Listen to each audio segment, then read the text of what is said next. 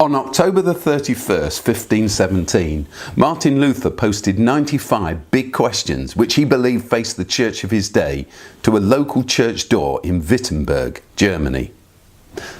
500 years later, I decided to post 95 new questions, one a week, to the web, questions which I believe the church must face in the 21st century.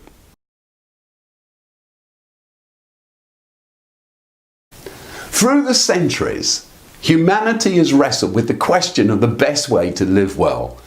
And although countless theories have been developed, in the end, the experts agree they all boil down to just three options. Option 1, live by the rules. Just obey the rule book and all will be well. This approach is technically known as deontological ethics. It comes from a Greek word, the Greek word deon, which means obligation or duty. Option 2, the end justifies the means, so do what seems best. This approach is technically known as consequentialism.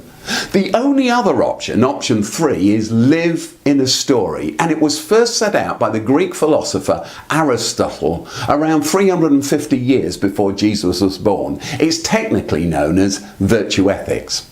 Now, over the next few episodes of Chalke Talk, we'll talk about all of these, but this week I want to think about living by the rules, deontological ethics, the most famous example of which, it's often said, is what we call the Ten Commandments. The idea behind all deontological ethics is that using your chosen rules, whatever they are, it could just be the office rule book, any behaviour can be instantly judged as inherently good or evil, good or bad. In practice, of course, though, rigidly keeping any set of rules or regulations is a very inflexible, wooden and unrealistic way to try to determine how to live. If always telling the truth is a non-negotiable for you, not only is this sometimes incredibly insensitive, take the example, the famous dilemma of when someone you care about asks you, how do I look in this? I bought it especially for tonight. It can also become highly inappropriate and even destructive. And there's another problem on top of this, of which rule should take priority if you have two rules in your undergirding ethical system that clash. For instance, if always telling the truth is essential to your worldview, but you also have a commitment to love others, what do you say to a would-be murderer who asks where his next intended victim is, and you know the answer? This brings me back to the Ten Commandments, which I think are probably one of the world's most misunderstood and misread pieces of literature. Although the commandments are often portrayed as a list of tough rules or requirements that a demanding deity insists are kept before he will bless his people, I believe that this is to seriously misunderstand both them and the God who gave them. Let me explain. A few years ago, I was asked to take part in a live debate on BBC Radio 5 Live. As we chatted, the presenter chipped in with an observation not untypical of the sort of thing that many of us have probably had thrown at us. Why is your God so angry? The Bible's just packed with rules. Don't lie, don't commit adultery, don't steal. It's such a depressing list of do's and don'ts. I interrupted her with a question. Where does it say all this? Don't lie, don't commit adultery. I've never read those bits. You know very well where they are, she retorted. They're in the Ten Commandments. Oh, I said, now I know what you're talking about. It's just that I didn't recognise them at first because of the tone of voice you were using. What do you mean? She said.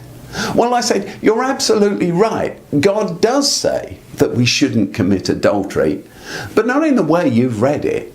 You see, before he gives any of the Ten Commandments, he introduces himself as the God who loves Israel. He lets them know that he's for them, not against them, that he wants the best for them. In fact, the Ten Commandments are introduced with a statement. You can read it in Exodus chapter 20. I am the Lord your God, who brought you out of Egypt, out of the land of slavery. The commandments, I said, were never intended as a list of essential qualifications for being in divine favour. God didn't start his relationship with human beings by drawing up a list of moral rules designed to spoil our fun.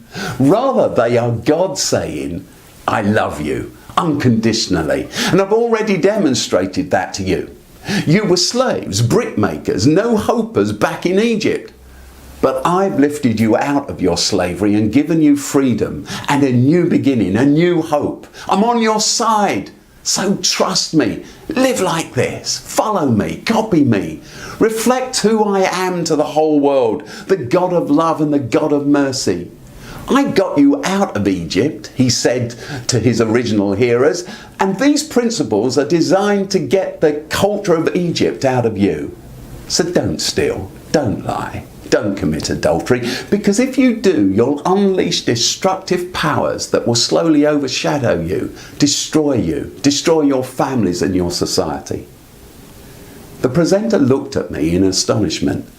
No one's ever explained it to me that way, she said quietly. That makes so much sense. But why doesn't the church ever say that? So I'll leave you with a question. Why doesn't the church ever say that? More next week. I hope you're enjoying Chalke Talk and the opportunity to think through and discuss some of the questions it raises week by week. And with exactly that in mind, I'd like to invite you to one of a series of events I'm doing around the country called In the Name of Love: The Bible, Gender Identity and Same-Sex Relationships. I'll be joined by some notable guests for this series of one-day conferences asking questions about what the Bible has to say about gender identity and same-sex relationships and what it means for us in everyday life. So often in the church, we struggle to explore and to agree or disagree well when it comes to social issues.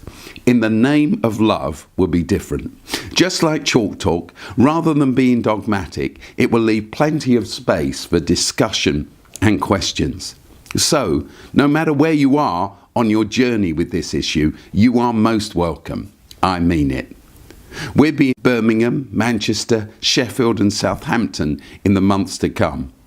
More details, including sponsorship to attend, can be found in the description on my Facebook page or at openchurch.network/events.